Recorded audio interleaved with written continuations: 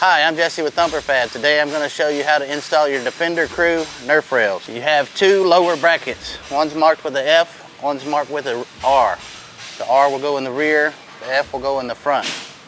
You want to start with the two most forward rivets on the underside of the vehicle. The bracket should fit in the notches below the vehicle. You can drill those two rivets out. You may need to stick a screwdriver between the plastic and the frame to keep the rivet from spinning.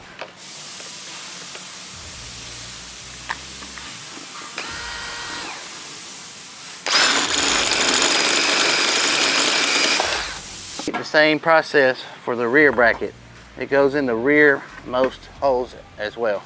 Now you can pull your plastic down from where your rivets were, and you will cut a notch around that hole where the rivet went through to clear the rivet nut.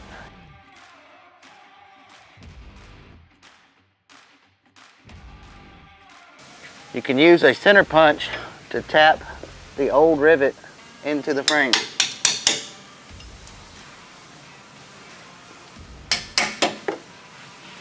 Your Can-Am chassis is made out of a hardened steel, which is harder than normal mild steel.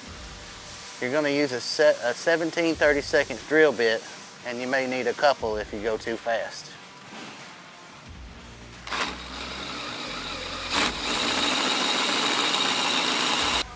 Your Nerf rail kit comes with a rivet nut installer tool.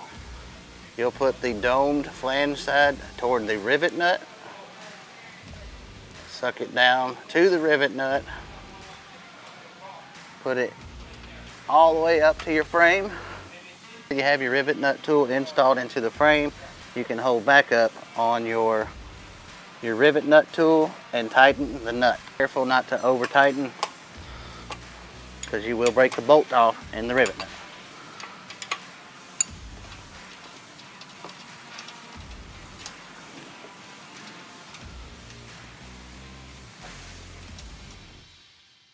You're ready to start the bolts on your bracket.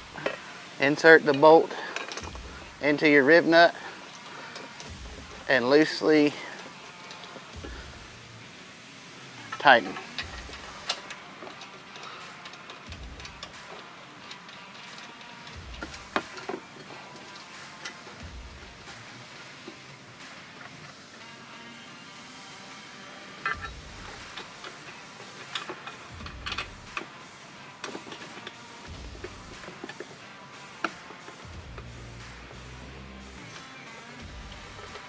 You can now place your Nerf rail on the two brackets and loosely start the bolts going into the Nerf rails. Thumper Fab Nerf rails will come with hanger brackets. To install the hanger brackets, you simply line the holes up where it mounts and look to where the hole goes through. There is a dimple in the plastic already from the factory. You can take an 1.5-inch hole saw and line the dimple and cut a hole. For your center post, on the opposite side of your hole on the inside, there is a dimple to access this hole. You will need to cut that hole with an 1.5-inch hole saw. We're now ready to put your hanger brackets on. You have this long bolt and a big flat washer. Insert it through the back side. Put your hanger bracket through the bolt.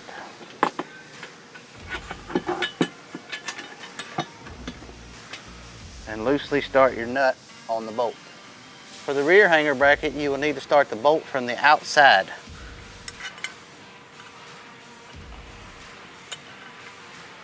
And then put your washer and nut on the inside. The rear nut for the hanger bracket is kind of difficult to put on. You'll need to remove the battery cover, and there is a pocket that you can stick your hand in to start the washer and nut. There may be some powder coat on your threads on your hanger bracket covers. You may need to clean the powder coat out of your threads. You're now ready to put your hanger bracket cover on. You start your bolt from the bottom through your hanger bracket and then start it into the weld nut, leaving it loose. You will need to tighten these in a specific order. You want to start with your bottom bolts going into the frame, then tighten your long bolts going into your hanger bracket, and then you can tighten your bolts underneath the hanger bracket and the bolts on your brackets. Now that you have all your brackets and bolts tight, you can take your plastic plug that comes in the kit and plug off the hole that you drilled inside the cab. Now that you have tightened all the bolts, you are ready to repeat the process on the other side. Once you're finished, you're ready to ride.